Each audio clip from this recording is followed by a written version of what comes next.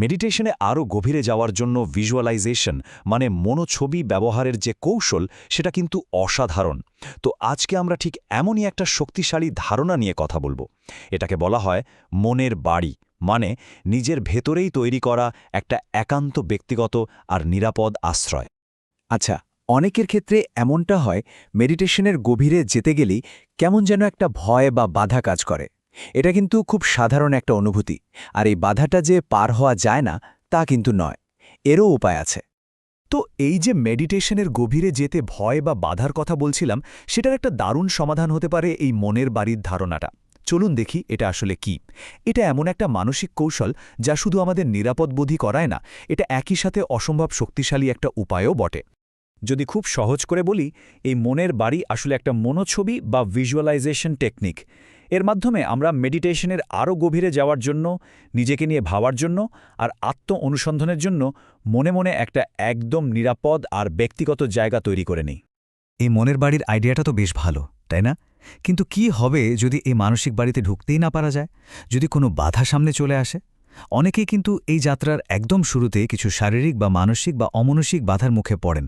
চলুন এই বিষয়টা নিয়ে একটু গভীরে যাওয়া যাক। অনেকেই হয়তো খেয়াল করে থাকবেন যে মেডিটেশনে যেই একটু গভীরে যাওয়ার চেষ্টা করা হয়, অমনি শরীরটা হঠাৎ একটা ঝাঁকুনি দিয়ে ওঠে। আচ্ছা, কেন হয় বলুন তো এমনটা? এর আসল কারণটা কিন্তু লুকিয়ে আছে আমাদের অবচেতন মনে। সেখানে জমে থাকা কোনো পুরনো ভয় বা হয়তো কোনো নেতিবাচক আবেগ, এগুলোই আমাদের চেতনার আরও গভীর স্তরে যেতে বাধা দেয়। এটা কিন্তু একটা পরিচিত সমস্যা, তাই এটা নিয়ে ঘাবড়ানোর কিছু নেই, এর সমাধানও আছে। আবার ধরুন, এমনও তো হতে পারে যে এই মনের বাড়ির ভেতরে ঢোকার কোনো ইচ্ছাই করছে না, বরং মনে হচ্ছে বাইরের বাগান বা জঙ্গলে ঘুরে বেড়ালেই বেশি ভালো লাগবে। এটাও কিন্তু একটা খুব সাধারণ বাধা। আর এর সমাধানটা কি জানেন? একদম সহজ, আর সত্যি বলতে খুবই সুন্দর। বলা হচ্ছে, যদি বাড়িটা ভালো না লাগে, জোর করার কিচ্ছু নেই, জঙ্গলই ঠিক আছে। মানে মূল কথাটা হলো স্বাচ্ছন্দ্য আর ব্যক্তিগত পছন্দ। এই চর্চার মধ্যে কোনো ধরাবাধা নিয়ম নেই। বাধাগুলো নিয়ে তো কথা হলো, এখন চলুন এই মানসিক জগতের সবচেয়ে মজার আর সৃজনশীল দিকটা দেখি। এমন একটা জায়গা যেখানে সবকিছুর নিয়ন্ত্রণ কিন্তু পুরোপুরি নিজের হাতে। মনের বাড়ির সবচেয়ে দারুণ ব্যাপারটাই হলো, এখানে বাস্তব পৃথিবীর কোনো নিয়ম চলে না। সেখানে ইচ্ছে হলে সবসময় দিন থাকতে পারে, আবার ইচ্ছে হলে চিরকাল রাতও থাকতে পারে। মানে যেটা ভালো লাগবে ঠিক সেটাই। এই কথাটা আমার খুব পছন্দের।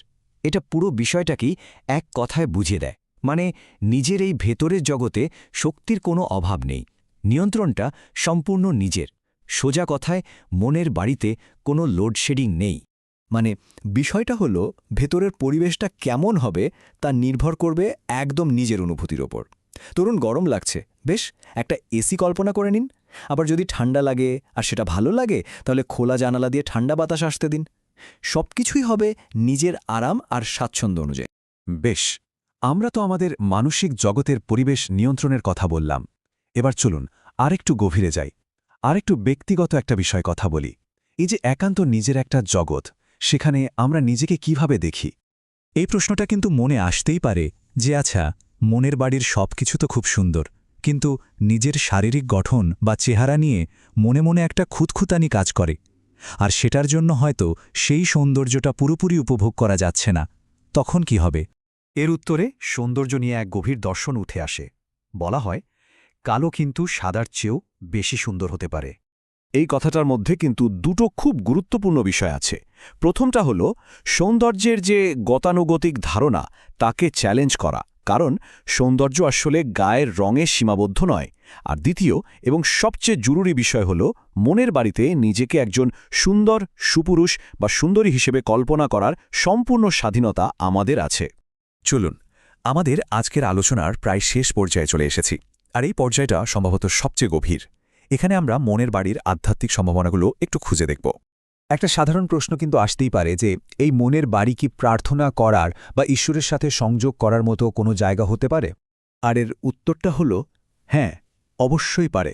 সত্যি বলতে ঈশ্বর, ভগবান বা আল্লাহকে ডাকার জন্যে এর চেয়ে ভালো জায়গা আর হয় না। এই ব্যক্তিগত আশ্রয়টা আধ্যাত্মিক যোগাযোগের জন্য এক কথায় আদর্শ, সে বিশ্বাস যাই হোক না কেন। আর এটাই তো সবচেয়ে চমৎকার ব্যাপার, যে এই চর্চাটা কতটা উদার। এখানে নিজের বিশ্বাস অনুযায়ী গির্জা, মন্দির, নামাজের ঘর মানে যে কোনো পবিত্র স্থান তৈরি করে নেওয়া যায়। তো এই আলোচনা শেষে কোনো সারসংক্ষেপ নয়, বরং একটা ছোট্ট প্রশ্ন রেখে যাচ্ছি ভাবার জন্য। আজ নিজের মনের বাড়ির কোন ঘরটা একটু নতুন করে সাজিয়ে তুলবেন বলে ঠিক করলেন?